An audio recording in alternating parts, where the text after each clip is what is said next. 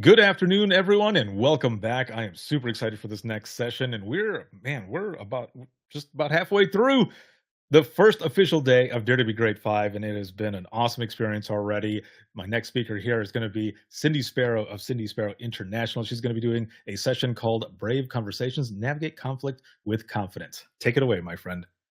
Thank you so much, Ricardo. Hello, everyone. It's great to be here with you. I have heard all of the great sessions so far. I just want to say thank you, Ricardo, for having the insight to start this conference when you did. And I'm so excited to be here with everyone today because obviously 911 peeps are my fave. Can everybody see the screen okay? Ricardo, I just want to make sure because for some reason there's Yes. something on my screen that says stop sharing, but I just want to make sure that it's working for everyone. Excellent. Okay, great. Perfect. All right, let's dive in. So for those of you that I have not met before, I just want to introduce myself. And for those that I do, hello again. My name's Cindy Sparrow, and I'm a public safety leader, an international consultant, and an educator and speaker. I'm joining you today from beautiful British Columbia in Kelowna in Canada. If you've not been here, come and visit. It's amazing. Mountains and lake in the summer, skiing and all kinds of stuff in the winter, wineries all year round. Like, what could go wrong? So my background is in 27 years. I've worked in 911, fire, EMS, and police. I've worked on the front lines in the comm center, and I have been a flight and ground paramedic, and worked my way through the ranks and eventually was a deputy chief leading teams in Southern Alberta in large regional centers, and then in Central Alberta in Red Deer, where my portfolio was oversight of the center there as well. And early 2020, I took the leap to come and start my own company and do my work in the world to help as many centers across the globe as I possibly can with all kinds of projects that they might have in their agencies, and also with training in leadership and in mental health, because I think they're so incredibly important for all the work that we do. But truly, I do a lot of work as well with Nina. I am the Canada West president. I used to be the president of APCO Canada, so involved in the industry for a long time. And most of all, I am here and made this leap to work for myself, for all of you, as many of you as I can out in the world, because I really care about our sisters and brothers. And I know that some of the times we're not okay out here. We have one of the most rewarding and challenging careers in the world. And yeah, I'm here to leave it better than I found it, and to do what I can to help us move things forward. So with that, today's session is for you. If you want to know more about how to navigate conflict with confidence, who doesn't? You're in a frontline or a leadership role, because it can be for anyone, anywhere. And you're a human who has to human around other humans, because we all know conflict is definitely inevitable, and there's no way you're not going to run to it at some point in time in your life. So I don't really believe in calling it conflict resolution, and there's nothing wrong with saying resolution, but because not all conflict can be resolved, it can be managed, but it can't necessarily be resolved. I don't ever want to create the notion or put pressure on people that they have to resolve it, right? That can trigger our fear to make us feel like it's all on us to fix something, when in fact, that's not really what conflict management is about all of the time. Yes, you want a positive, productive outcome, but it's important to remember that you only have control over you in the situation, and you can just bring your A game and do your best to work towards managing that for a favorable outcome for both. But that way, you don't feel like you have to go in there owning everything or selling the farm in order to just make it work and fix it. I'm going to get into this a little bit deeper, but if you grew up in a house where that's often what you had to do to appease, you became a people pleaser, which I have been a president of that club for many years in my life. That's the part that can drive you and make you avoid conflict. So the heart of what we're talking about today is obviously conflict, and we want to know how we can turn those into productive outcomes and navigate it with confidence. And one of the very best ways that we can do that is to take early action when it happens and have a brave conversation. So brave conversations really can help get you out of the pain and turn that conflict into those productive outcomes. I call them brave instead of difficult conversations because words are so powerful. And I really want to shift our thinking about it from being scary and difficult to brave and empowering, because it really, totally, absolutely can. I'm going to show you how. I promise it's possible. So a brave conversation is obviously the quickest way to address conflict really early in the moment, right at the level where it's happening, whenever it's most appropriate to do so. There's a method that I'm going to teach you in our little in the hour that we're here together. Don't worry, because I've got some tools for you to take away from this as well. And of course, you'll have contact with me afterward if you have questions. So, why have a brave conversation? Because it clears up those misunderstandings that we have. The sooner, the better. It changes that eliminates that unwanted behavior that might be going on, or the thing the person's doing, or the impact that it had on us. It can help to stop that. It definitely improves working relationships. And obviously, we're talking about this in the context of work and in the comm center today. But let's be real, we have conflict all over in our lives with people that we are around all of the time. So it improves relationships overall. And again, I think the most important thing is when you have the tools to be able to manage conflict effectively as soon as possible, right where it's occurring, it's absolutely empowering for you to be able to have that autonomy and build that confidence to address conflict with success.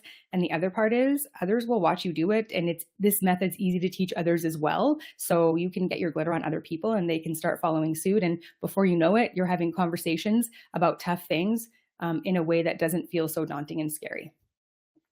So I want this to be really useful for you. I just want you to take a moment and I want you to think about an issue or a conflict that you might have going on in your life with someone right now, or that you've had recently, if there's nothing on the burner right now. I'm sure there's no shortage in our lives, particularly when we work in the environment that we do, but also in our home life. Conflict is everywhere. So because I want this to be meaningful, I just want you to take a moment and think about that conflict that's going on. I want you to think about how long has it been going on? And how much time do you spend thinking about it? Do you think about it over and over again? And you think about how you want it to be different? Do you think about what you need the other person to do in order for it to be better for you? I want you to think about how much peace it's stealing from you. And then I want you to do something. I want you to yes, Don, I see your chat. Yeah, it is. It steals your peace. And I don't want that for you, because even if we avoid conflict, the reality is we're not really avoiding it. It's still eating us from the inside out. We ruminate, we spin in our head, we think about it, that yucky feeling it makes it feel in our, in our stomachs or in our hearts or our chests. We're not free from it. Avoidance is actually avoiding the thing that you need to do actually makes it feel worse a lot of the time. All right. Yeah, exactly, Roxy. How much peace am I going to have to spend to get through this? Yep, exactly. Okay, so here's a poll party, not a pool party. Yeah, we make it worse than the actual conversation would have been. You're right, Erica. And when we have the tools to just really laser in, man, it can just make such a difference and in such an empowering way. I'm going to teach you how to just worry about your side of the convo here when we go through the method, and then be able to show up in a way that's really empowering for you and the other person, and in a way that you only own the things that you're there to own. But now it's time for a poll party, not a pool party. I want you just to assess your conflict management confidence, where you're feeling right now, thinking about that conflict that I just had you reflect on. I want you to, on a scale of 1 to 5, I would love to see in the chat, where are you feeling about having it? Great, I see a 4. Like, is 1's like a hell no, there's no way I'm having that chat today. 5 is like, yeah, I'm feeling kind of cool, feeling pretty good, feeling pretty confident. In the middle of it is like, yeah, I need some more time and skills. Yeah, we've got some 4s, some 3 or 4s, some 2s, some 3s. Yeah, a 1, Amy, yep, I feel you. 4-ish, 3, 4, awesome. Almost at a 3, I love it, Amy, perfect. Okay, so 1, if I have no soda. If you have soda, Dawn, what will it be? I love it. 5, there you go. Pam, 1, yep. Lori, 4, okay, awesome. It's all over the place, right? And so we know that there's a number of reasons why on any given day, that number could be different depending on who it is you're having the conflict with and the situation that's occurring, right? So thank you guys for being truthful and sharing. Steve, I love that. I love that you're a 5. That's fantastic. I love that. Okay, so I want you to think about this now in your journals, in your notebook, whatever you're doing, whatever you're writing in, wherever you're taking your notes. I want you to think about what's the number one thing that's stopping you from addressing this conflict right now. I want you to write down your notebook, but I'd also love to see it in the chat. Like, what do you think that thing is? Sometimes it's, I just don't have the energy or strength. I feel like I'm going to mess it all up. I don't have time. I'm worried about what the outcome could be. I mean, maybe it could be destroying a relationship. Maybe it could be you're worried about getting fired. Yep, fear of the end result, not knowing how they'll respond, scared of their reaction. Yes, visualizing the worst case scenario. And Dawn, here's the deal, guys. We are trained at being worst case scenario coordinators. We are tabletop exercisers in our head all of the time because we're constantly scanning our environment at work to prepare for the worst possible outcome, anticipate it so you can be ready when it happens, knowing that it probably won't, but at least you'll be ready. But we do that in all of the other things in our life, right? That switch doesn't automatically turn off. It's typically a subconscious thing. Yep, worried about making it worse, worried that you're going to sound dumb. You don't want to deal with the fallout. Yes, concerned for their reaction and staffing's bad enough. I understand that. We're going to chat about that in a little bit, Chris. I completely understand that. You guys are rock stars. Thank you for showing your vulnerability and sharing. I know it's not easy, but the reality is you're not alone. Every single one of us ends up in this space frequently. And so if there's ways that we can navigate it that make it just a little bit easier, take that load off of us just a little bit more, and give others the tools to be able to have the same kinds of conversations, it can be pretty magical. Questions, rebuttal without time to gather my thoughts and evidence. Yes, Chelsea. Yep. Deal with the fallout, but fear things won't go the way you hope. I completely agree. Okay, so here's why those conflict and difficult situations and conversations can seem really hard and scary, because that relationship or that person's really important to us and we don't want to mess it up, because there could be consequence, especially if that person is in charge of you at work or responsible for some part of your well-being or livelihood. Or it's like a loved one where you would be shattered if that relationship wasn't there anymore.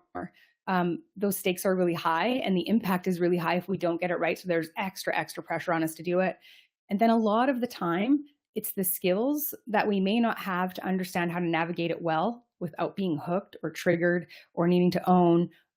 It's the confidence that we need because maybe we don't do it often enough in a way that's been really helpful for us or empowering. And then sometimes it's the support gap. It's because, maybe we don't have anybody that we can dry run it with, or maybe we've not thought about it before, where like having a friend or a colleague or a confidant that you can sit down and map it out. Again, we're going to go over that in this session so that you have some tools to be able to do that ahead of time. Sarah, yes, I saw the last one. You agree with so many, the other person's willingness to listen or deal or acknowledge. Yes, that can be a massive trigger. And then it just feels like a big punch in the gut, right? Yeah. Okay. So here's why we avoid brave conversations. We are conflict avoidant by nature. It's programming in our brains. It's our subconscious programming trying to keep us safe. Because of the work that we do, that subconscious part of our brain that does keep us safe, it is running like tenfold. It's always scanning for danger. It's always scanning for issues. And when we work in a trauma exposed environment, it will assume everything is dangerous. So that's why it feels like so much more overwhelming when maybe it's not. Maybe it is, but maybe it's not most of the time. So really, our subconscious is there to keep us safe. That's what it's supposed to do. And it's doing its job, but it's really us being able to recognize when it's happening, get in the middle and disrupt it, and discern between what is like, I just have some fear and nerves about this, and what is actually dangerous to do so that you know which way to move forward. Yeah, bullet 3, spot on, Chelsea. I agree. Yep. We're exhausted. Like most of the time, I can't even, it's like I'm dealing with things at work. We're working in understaffed situations. We have a ton of stress and trauma exposure. We barely have time to eat our lunches, take a break, go to the bathroom once in a while. Do you know what I mean? You don't really get days off, because when you do have a day off, there's a chance you could probably have to come in on overtime to cover. And I know I'm sounding all doom and gloom, but that's the reality in our centers right now. And I don't want to sugarcoat it. Not that you're not finding ways to manage, but it does have that impact on us where we're just like existing. And I can't handle one more thing to add to that load, that stress load that I already have, because it could just break my back. And I'm not interested in doing that. So it's not worth it. And I'll just put it over there and avoid it for a while it continues to fester inside of me and makes me feel like crap anyway. Our past experiences that we've tried it before. Maybe we've had brave conversations before. It didn't go so well, went really bad. So we have that whole experience in our head where, hell no, I'm not doing that again. That was awful. And then our previous trauma and our social conditioning. So we could have prior trauma that absolutely has taught us that if you want to survive in this house or at this place, you're not allowed to have boundaries. You're not allowed to address someone's behavior or its impacts on you. And if you do, you're going to pay for it. You'll be in serious trouble. And so likely it was when you were a child, or in you're at somebody's, you're beholden to someone because they're responsible for you. And it made you stay small, and it made you break trust with yourself and not speak your truth because it wasn't safe for you to do that. That's happened to many of us, and that sticks with us for a long time. And that kind of trauma carries on into our life.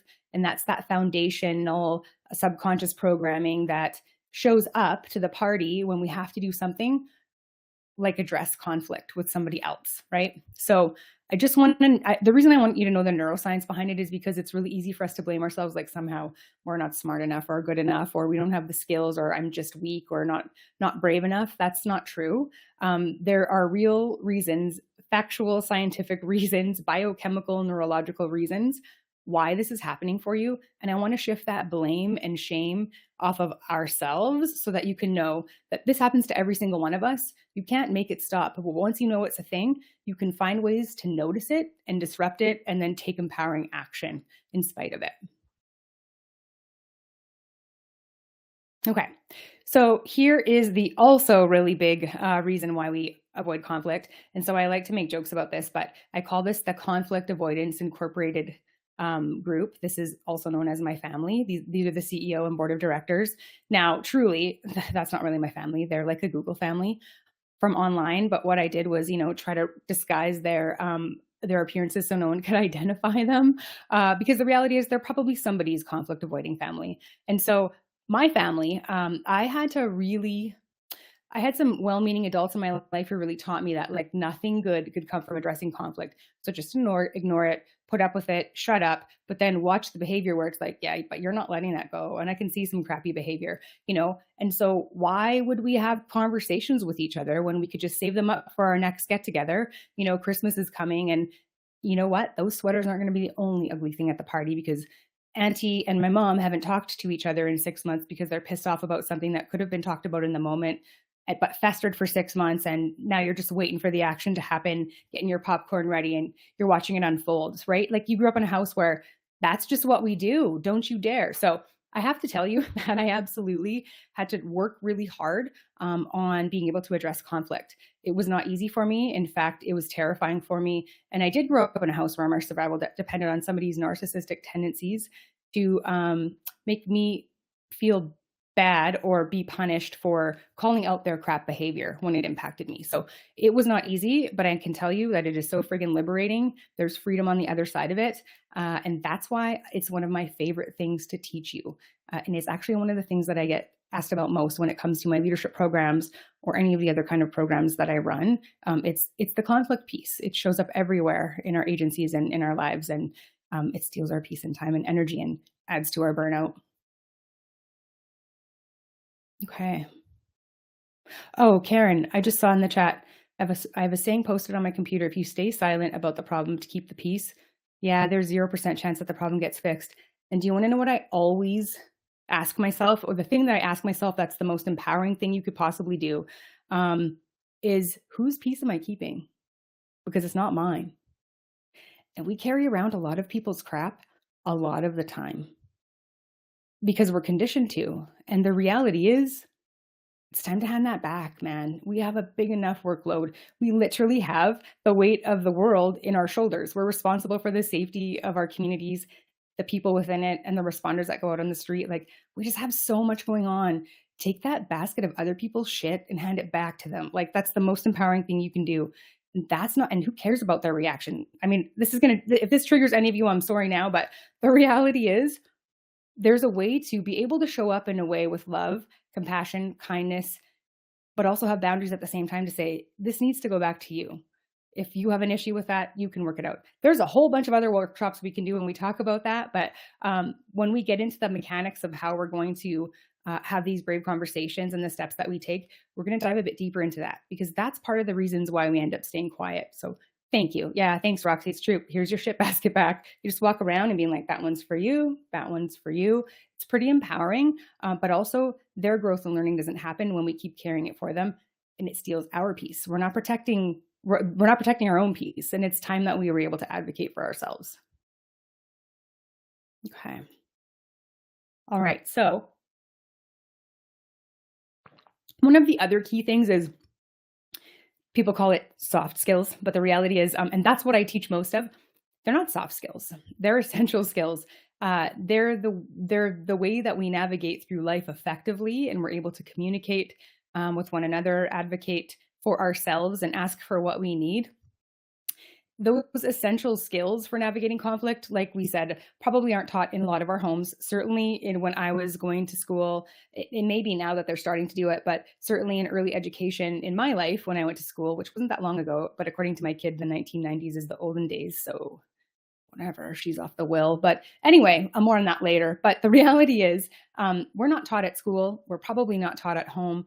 And often we're not taught in our workplaces either. So there's a bunch of us well-meaning human beings who are walking around the world running into conflict all of the time, remembering that conflict is just really a symptom that something's not working out anymore.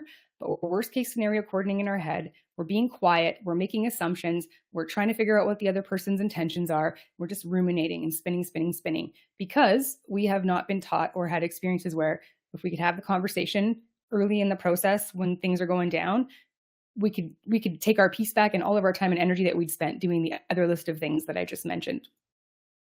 But I love the I love this Kermit quote, because I'm so glad I was taught how to play the recorder at school. It's come in really handy.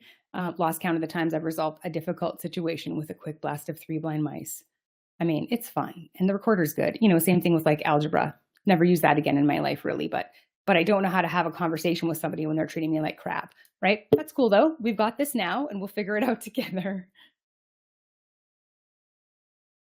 Okay, so here's what I want you to know for certain. If it feels like work is just like full of conflict all of the time in ways that you've not experienced before until you worked there and started doing this, you're absolutely right. And let me tell you why. So in the Myers-Briggs study in 2022, these are the stats that came out. It was a conflict at work research report.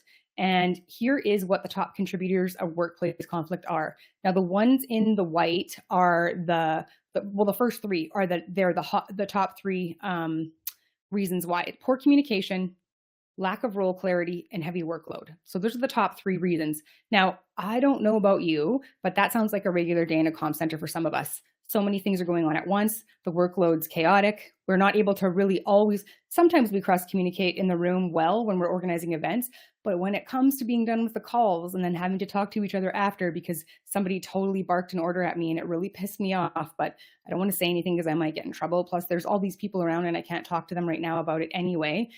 It sits there and it festers. We have lack of role clarity everywhere in our comm centers. And so just know that this is not a criticism. And if it happens at your center, you're not alone, because in comm centers all over Canada and the US, and it's the same at every center. I promise none of us are so different or unique that it's not happening at other people's agencies too. The other big top contributors are change. So policies, procedures, staffing, organizational change, the technology changes that we have on the go all of the time. Like, do you remember COVID just a short while ago? Do you remember like when in the beginning when, man, we were changing procedures like sometimes 2, 3, 4 times a day in the beginning, just running with whatever was going on? Like, how overwhelming and awful. Inadequate resources. Yeah, that's huge for us in our industry. And we know it. We experience it every day. The thing I think that is really missing in this study and I know Dr. Michelle Lilly's on right after me, happens to be a great friend and colleague. What's missing in this study that I think needs to happen for our agencies is, and for our industry, is the trauma and stress exposure in our work. Absolutely jacks up the possibility for workplace conflict to happen. But I want to know the data on like just how much. Again, facts are freedom, because when we know that these are things that they're really happening, nobody's making it up. You can't blame yourself for it or make yourself wrong or bad for thinking it or feeling it, and other people can't put the pressure on you. And I'm all about shifting the burden off of the front line and the leadership teams so that we can just collectively figure out how the heck to get out of this in a way that feels so much better. So we can come here and do the tough job that we have, but do it in a way that just feels a heck of a lot better while we're there. Okay, so who's responsible for managing conflict? So conflict is a culture in the comm center killer. It causes all kinds of performance and staffing issues, and it eats up our time and our peace. And truly, managing conflict and becoming good at managing conflict is really everyone's responsibility. It's not only up to frontline people to be able to have conversations with one another. It's not only up to leaders to come in and be conflict competent. And I know, honestly, oh, sorry, Melissa. Yeah. Oh, thanks. It's not mine piece. Oh, thank you. Yeah, the whose piece are you keeping? I thought it was about the slide. Sorry, so I squirreled for a moment. The reality is, it's not. It's a shared responsibility for all of us. And I know that whether you're a line supervisor or a leader in the center at a like director, manager, chief level, the thing that people will do, and this is just because we don't have the tools and resources to be able to manage it, we'll do the dump and run. Hey, this person is doing this thing to me and they're a big jerk and they're so mean all the time. And also, I don't want to have the conversation with them. So I need you to do it for me. And then as a supervisor, like, oh, why, I guess that's my job. Because, all of us were just so well trained before we became supervisors. No, we weren't. I remember in our center one day, it was like, oh, we have supervisor roles now.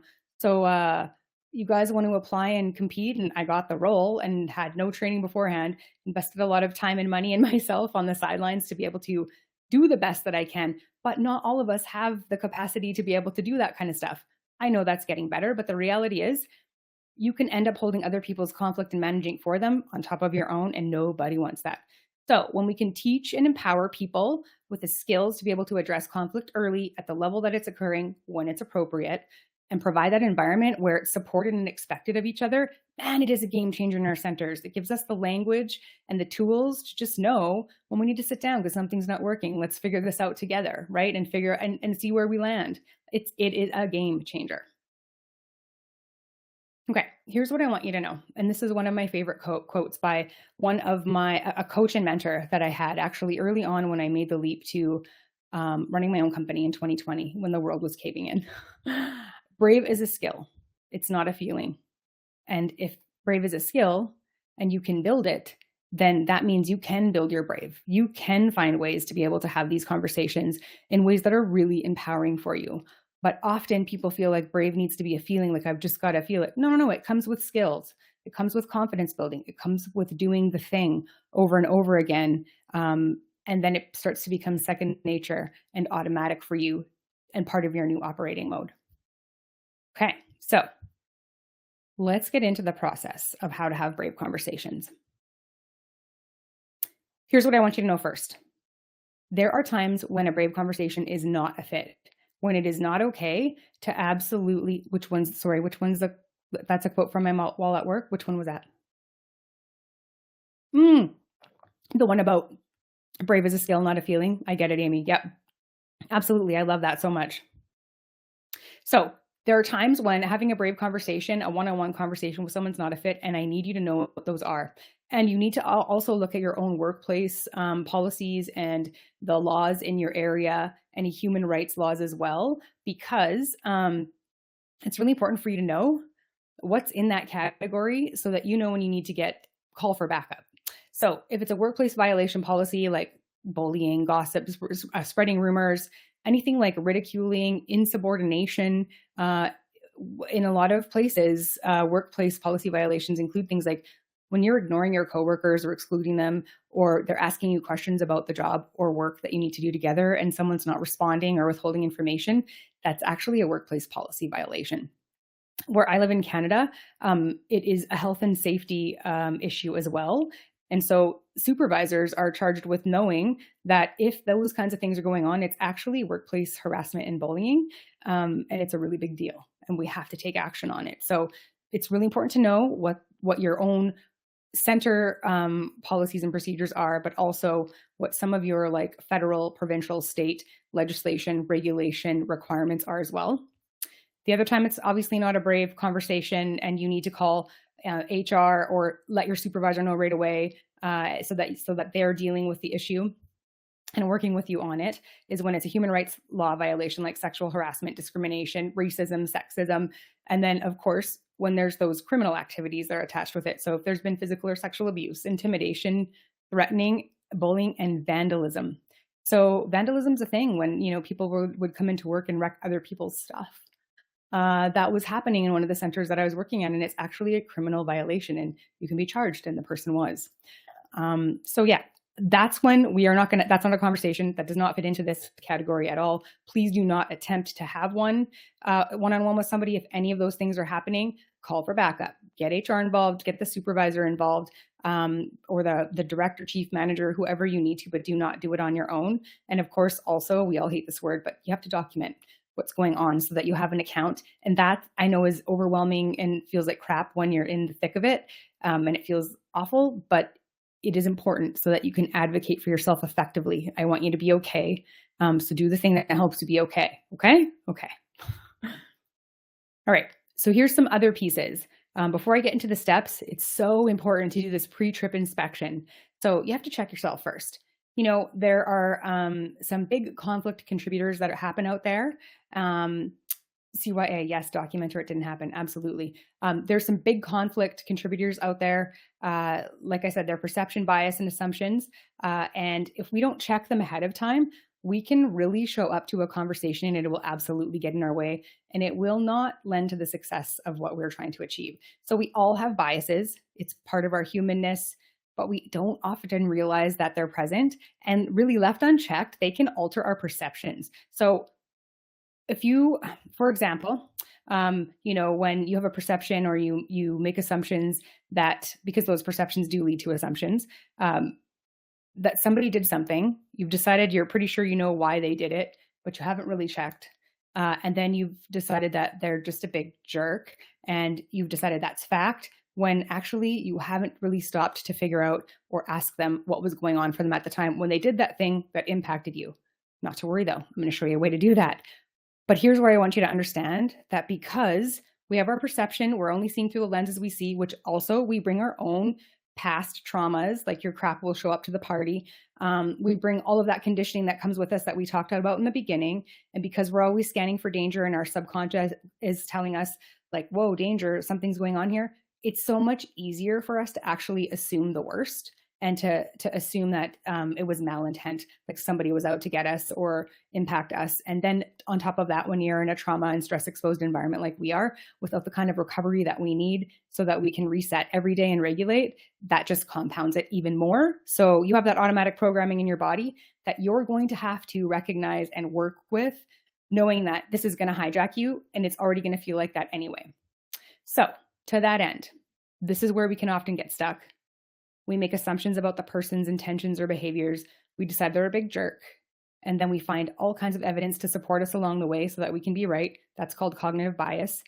An example is like when you see someone doing something you don't like they cut off someone in front of you, they cut off you off in traffic, right? I know what I get, like might be a little road ragey, calm as heck when it comes to like, you know, a 5-alarm fire. But when it comes to somebody cutting me off in traffic, yeah, it's like Jekyll and Hyde, the Hulk shows up. So you're going to be tempted to be like, that guy's a jerk, what a bad driver, so awful. But if you do the same thing later on, you probably tend to give a little more neutral or positive explanation, like, oh, that person must be late for work, or that's why they must have to cut in front of traffic. Maybe they're late, maybe they're sick and they have to get to the hospital, right? It just depends on what's going on for you. But that's what I wanted to say. That's how easy it is to get hijacked. Look through a lens that's not supportive.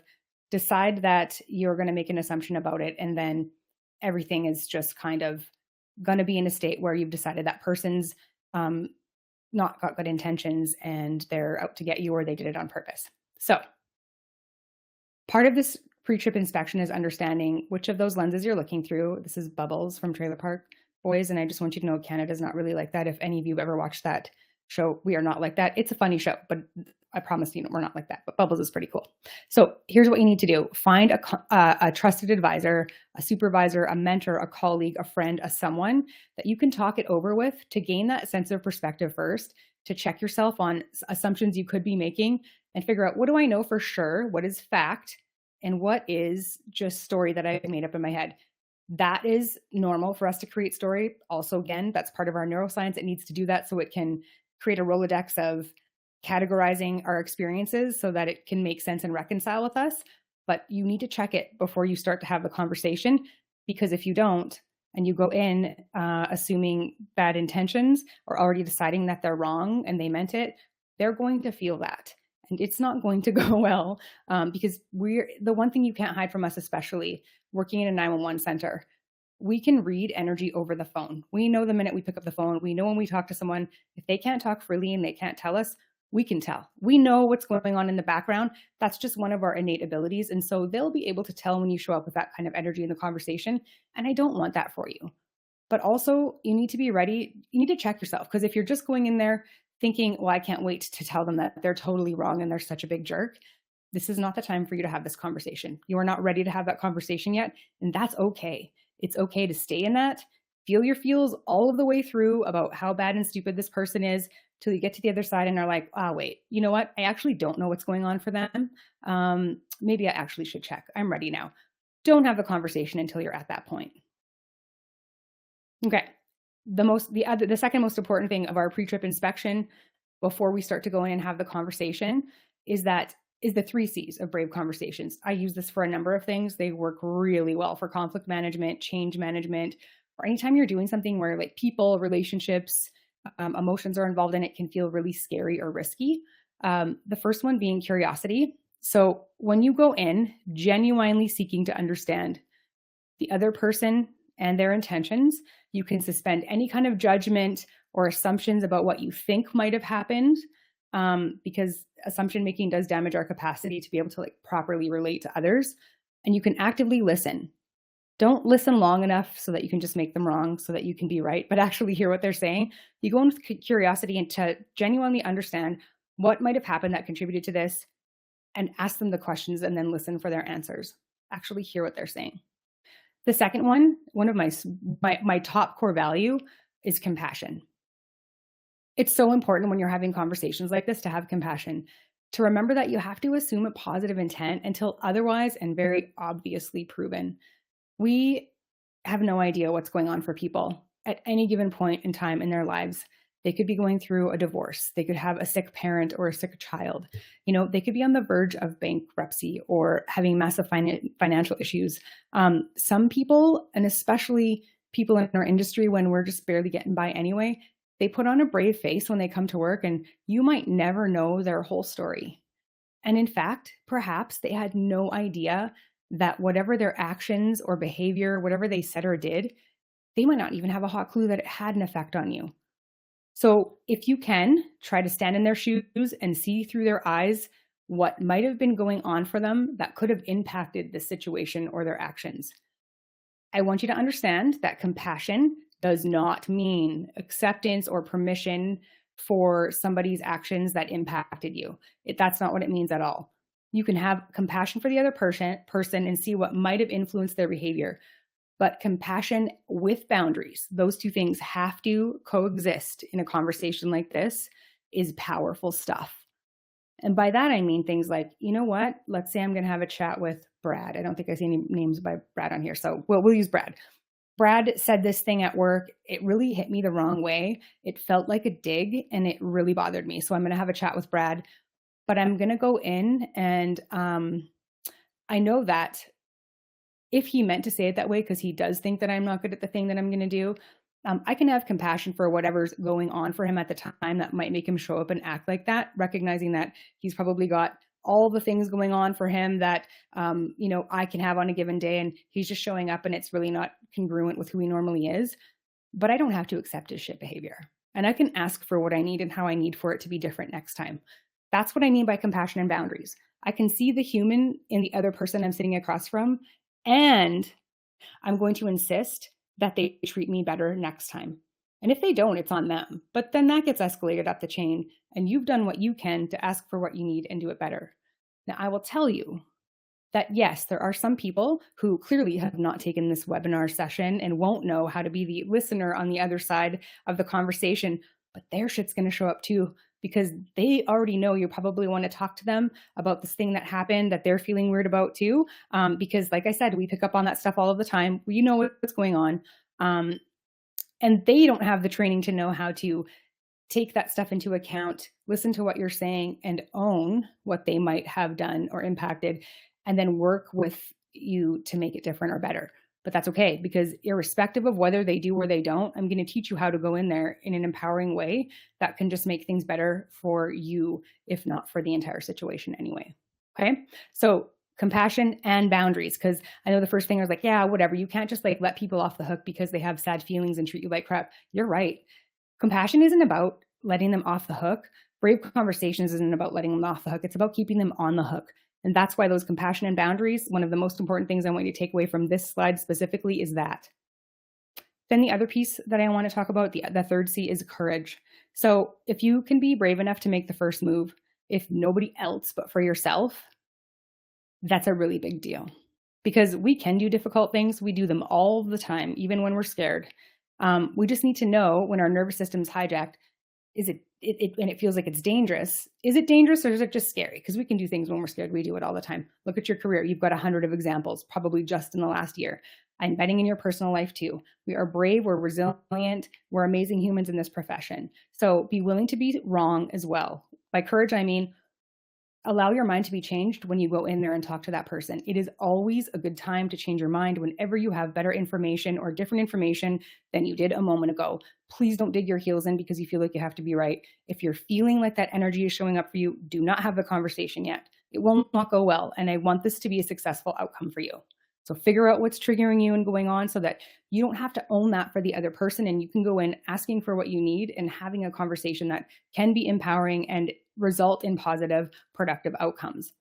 So managing those triggers when you know that they're going to show up for you is so important. It's such a huge part of being able to hold your power and maintain your power, because I don't want you to give it away. I want you to do things that are empowering, not disempowering. I don't want you to get hooked or triggered.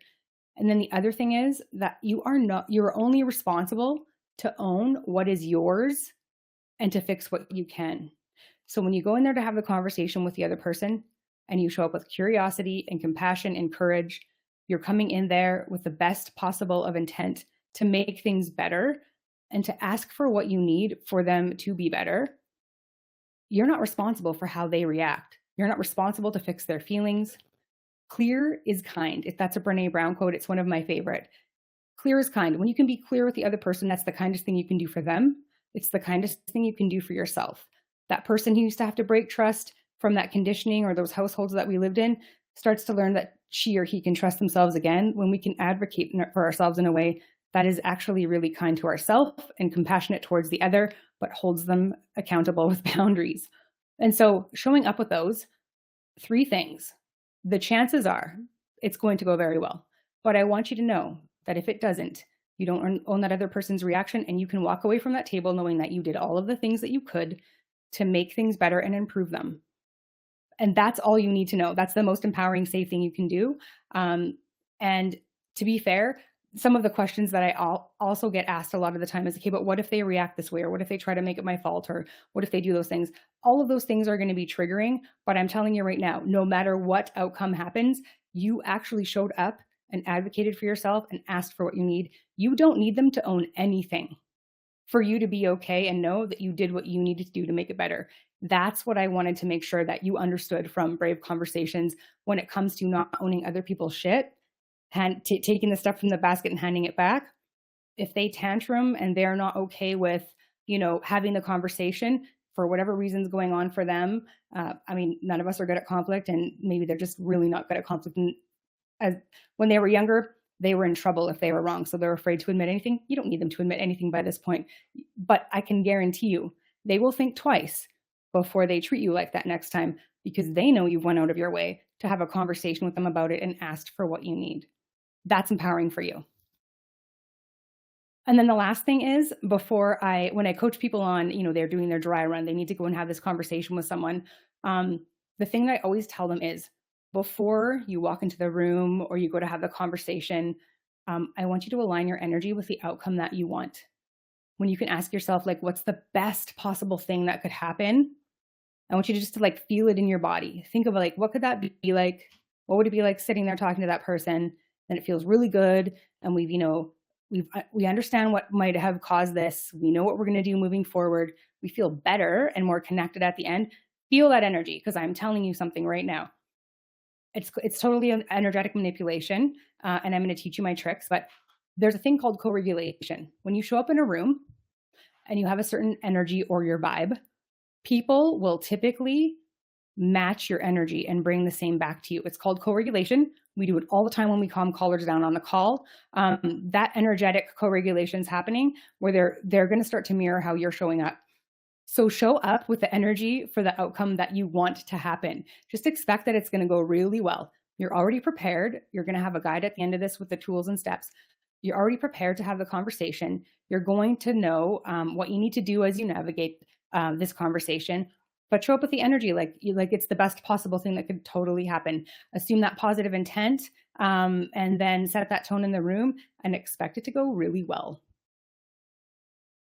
Oh, I like that, Chelsea. Yeah, you match energy. So how are we going to act today? Exactly. Okay, let's get into the doing of the conversation. There's 6 steps that I've chunked it out into sections for you. I want you to know that as we go through them, there is a downloadable tool that I have for you at the end that you can take with you. It's a 8 or 9 page e-guide because I want you to have all of the things that I couldn't possibly cover in an hour.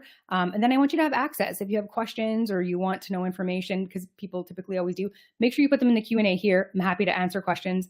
But then also afterward, we can stay in touch because I'm going to be rolling more modules and make it a bit more accessible to people online so that you have the tools you need. I want you to have the tools you need to be able to have these conversations with everyone in your life all the time.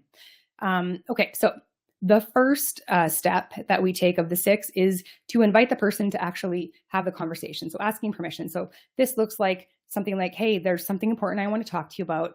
And you can say this or not, been impacting our working relationship. Is now a good time to talk? Or you can just say, hey, there's something going on for me that happened with us the other day. And I really would like to talk to you about it. It's very important to me. Is now a good time to talk? Chances are they'll say yes if they want to avoid you, or it's actually really not a good time for them. That's cool. But when they say, yeah, now's not a good time, don't let them off the hook. Just say, okay, so when is, let's make a plan to sit down and discuss this. It's really important. And so from there, you would go in and remember, I want you to go through these 6 steps ahead of time before you have this conversation. There's a worksheet that you're going to get that you can absolutely look at all the steps and figure out, like game plan and strategize. What is it that you're going to say? Because the biggest thing is when it comes to describing the behavior, that is where we have the toughest time. It feels like, how do I describe behavior? If you didn't answer the call within the standard that our center has, that's one thing I can tell you. But how do I talk about behavior? I'm telling you, behavior is also a standard and you can absolutely describe it to people. So you're going to say, when you describe the behavior and the impacts it had on you, but step 2 is describe the behavior, be specific and factual. Don't attack or assume their intent ahead of time. So you have to really think about how you're going to frame the language for how you say it to them. Focus on what the person said or did. So, for example, yesterday, when I asked you how to transfer a call to another agency, you rolled your eyes and said loudly in front of everyone, you should already know how to do this. Why are you even asking me? Factual. You didn't say, hey, you were really mean to me and a stupid jerk, but you just described the behavior factually. And then I want you to describe the impacts that it had on you. That is so important to follow up with immediately. And that sounds something like this. When you did that, I felt really embarrassed and hurt, and I'm worried that you're trying to make me look stupid in front of our team. And then the next step is, I want you to check for clarity. So immediately after that, you could say, is that what you meant to do? Or you could say, because the story in my head is, or for the slide before, you say the story in my head is, you were trying to embarrass me in front of the team and make me look stupid. And then you follow up with, is that what you meant? Or can you tell me what was going on for you at the time? And then you stop and you let them respond and you listen to what they're saying. And you need to recognize that they're going to be nervous as hell, either not realize they had that intent or that impact on you. They could own it, they could not own it. But just remember, they're going to be uncomfortable too, because none of us is like a super great navigator of conflict right out of the chute. It's a skill that we build, right? So listen to them, actually listen to them. And then no matter whether they own it or not, here's what I want you to know. You can do it the exact right way. You can follow all of these steps. They will show up across the table from you and they will not own it. We talk about gaslighting a lot. I know it's a loosely used term, but that's a reality and it does happen. And when we are from households or we have important people in our life that do that kind of crap to us, and that shows up for us, it could trigger us to drop our boundaries and to people please just to make it better and go away. Please don't do that. The most empowering thing you can do for yourself is to remember that you actually get to matter and you can ask for what you need, and people do not get to treat you like crap. For many of you that I've already met and those of you that I've just met today, the reason I do this work is because I care deeply about you and I want you to be okay. And we probably spend a lot of our lives accepting less than we deserve. Don't do that for yourself anymore. Expect better and insist on better. And you can do it in a way that is absolutely empowering, straight to the point, asking for what you need. And that's what you'll do in the next step, no matter how they respond. You tell them what you need them to do differently and why you need it to be different. So I would say to Brenda, I'm just going to make up a name, who treated me like this, listen, Brenda, in the future, I ask that you be kind and professional and that we have a one-on-one chat in private if you have concerns about my work, that you don't do that in front of the entire room because it really damages our relationship and my trust in you when you say those kinds of things. And then you check for agreement. And then you can say, can I count on you for that? Or what do you need for support in this? And if they say things like, and here's what happens. Most of the time, it's not going to be a big, scary, ugly thing where they're not willing to cooperate. They're probably going to be like, oh man, you're right, I did. Yeah, I didn't mean to do that. I'm really sorry. That was awful. I won't do that again. Oh my gosh. You're both learning. You're learning how to advocate for yourself. Somebody else is learning to reflect on something that they might have done and how it impacted another human being. And when I think about what we all do for a living, most of us care deeply about how we impact other humans. We're healers, we're caregivers. We answer 911 calls and we help people organize chaos and we take care of them during the darkest moments of their lives. None of us is a bad guy. Most of us started this career not being that crusty jerk that's mean to people in the center. That person's still inside. So if you're having that conversation with somebody who's super hard, crusty, just know that this is the opportunity to like sometimes break through for them to realize their impact on you. Again, if they don't, not yours to own. But you can ask for what you need. You can get that understanding and agreement from them at the end so that you can ask them if you can count on them or what do they need for support in order to make it different.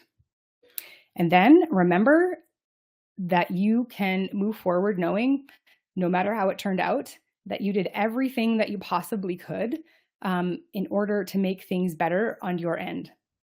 And I think that's that's a key thing that you're taking away from this, is that you did what you needed to do to have a conversation in a way that's factual, asked for what you need, and ask the other person to be a part of that. So the more often you have these conversations, I promise you, the easier it is. And you'll do it in the moment, or just as soon as something happens, you'll be like, hey, what do you mean by that? It's exhausting to make up stories about what could have happened. Like I would rather not do it anymore. I'd rather just have the conversation. You can ask my husband. It happens all the time. I don't want to think that's what he meant. So I'll just straight up ask him, hey, when you did that, like, let's stop and talk about that for a minute. It's so easy. And then nobody has to be pissed off or think bad things about the other. So that was a high level run of the 6 steps. Again, I'm gonna make sure you have the tools and the download and e-guide for it afterward. But I just want to have another poll party, and I want you to assess your conflict management confidence for where we're at now. I want you to think about first the journal prompts that I'm going to give you. I want you to think in your head back to the conflict situation that you wrote about at the beginning of the session that you shared. Is this a brave conversation situation? Does it fall within any of those criteria where it's like, nope, this isn't a one-on-one. I've got to call for backup and get a supervisor involved, HR, whoever else. If it is, I want you to think about, if it is a brave conversation and it is a one-on-one conversation that you're going to have, I want you to think about what's the outcome that you want. What is the best possible outcome that you could have with that person when you have that discussion with them? What will be better when you address it?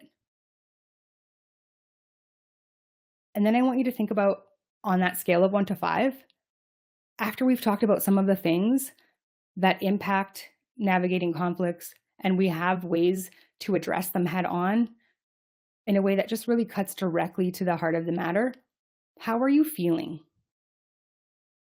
How confident are you now about having a brave conversation? If you were a 1 or a 2 before, has it bumped up to a 3, a 4? I know some of you are at a 5. You're probably going to stay there. I would love to know in the chat if you could enter the numbers.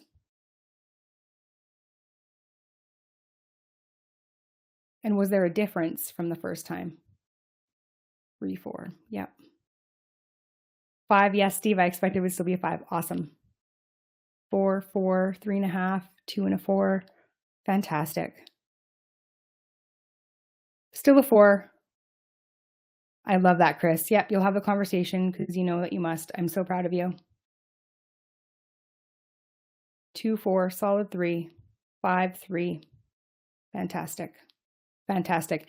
It doesn't have to be a huge all the way to the end of the scale. If there is a small shift, just know that you're highly capable and you're absolutely brilliant, and you will no doubt be able to master this like you've mastered so many other things in your career and in your life.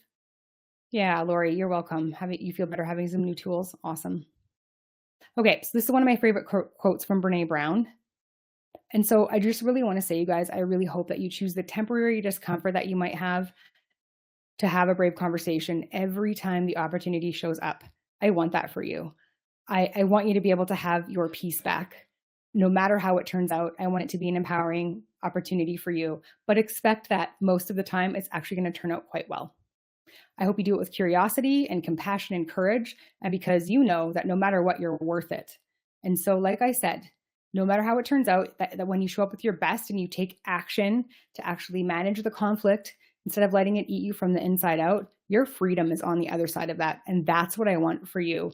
Don't want it to steal your peace anymore. And it can't once you've done what you need to do to make it better. And you only own your side of the equation. You can walk away knowing you've done everything you can. And the way that we get better at doing this and gain confidence is to do it again and again and again. And that I hope that you become masters by teaching it to others. And I hope that they see you doing the things you need to do to advocate for yourself and ask for what you need and address conflict and make good things happen with it, make things better. I hope you light a spark in others so that they also want to be able to do it, and you can teach them to do it as well, at work, at home, anywhere in your life, with anyone that you communicate with. And then I want you to be able to support each other. So making sure that you're finding your person, teach them how to do it too. Teach your person how to do it if they're not on this session already. Make sure that they have the e-guide. I want you to plan your chats. I want you to have a dry run and a debrief. And then I want you to celebrate every freaking time that you have that conversation. I want you to celebrate your brave, because it's a total win every time you choose you and you choose discomfort and courage and curiosity and compassion to be able to take care of yourself and the things in your centers in life. So I just want to say, to that end, I just want to say that you're all amazing, that we need you here in 911. I want to thank you for your time and your energy today. You are absolutely my favorite. I do what I do for us, for my sisters and brothers out in the world, to try and make things as easier for you to navigate with the tools and support that you need so that you can be okay in a time where it's really tough to do what we do right now. So with that, I would love to keep in touch. I do want to hear from you. If you're having those conversations, I would love to hear, even if so that's the QR code to download the guide. You're going to get an email. If it doesn't show up in your main mailbox, sometimes it sends it to spam, but go and find the email. There's a little thing that you click on inside the email, and then you'll have a PDF that you get right away. I would love to hear from you. When are you planning to have your chat? Once you've had it, how did it go? I want you to track if you can. I'm a big data freak when it comes to tracking. How did you feel at the beginning? What are the things that you did? And how did it feel at the end? I just want the very best for you. And I know you guys can do this. We do difficult things all the time, but please show up for yourself. That is the most important, most empowering thing that I can teach people to do, is to just know that you matter and you deserve the very best. And that's what I want for you. So thank you, thank you, thank you. Hopefully everyone got the guide. We are going to send the link in Circle. I think Ricardo and I were chatting before. We'll make sure that there's another way to download.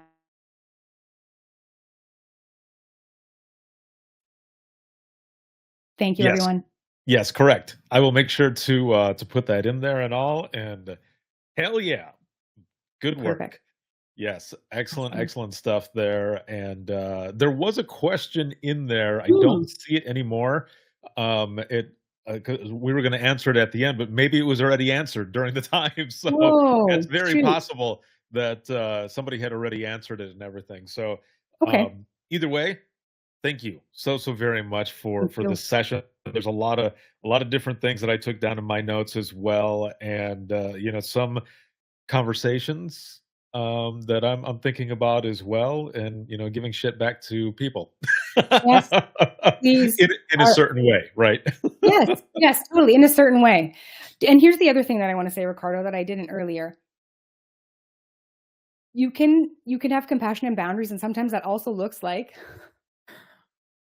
"Yeah, you know what? I get it. You're going through a rough time, but also, please F all the way off because you're not in a place where you can be kind to me, and we're gonna" like, boundaries can be you can be fierce and kind and have compassion at the same time.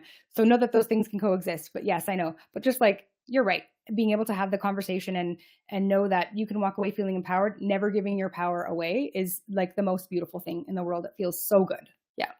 That is But yeah. amazing. I am going to clip what you just said right there and put it out there as well. That was excellent. Everyone, make sure to take Cindy's information down. We'll be adding that stuff over to Circle as well. And man, that was phenomenal. I just could hear you talk all day. Yeah. So thank you again. Likewise. And Likewise, my and friend. and also with the community and everything, as Cindy was saying, we were talking in the green room. I'm gonna be doing more community events. I know I mentioned it, but I'm gonna be doing more stuff over there, and gonna have to have Cindy come over and, Yeah. do some stuff there too. So, I'd thank love. you all for being here. We're gonna switch over to the next session, and that is going to be, Dr. Michelle Lilly, and she's gonna be doing a session called "But What Happened Next?" So, we will see you all here in the next one, and, thank you again. Thanks so much, everyone. Lots of love.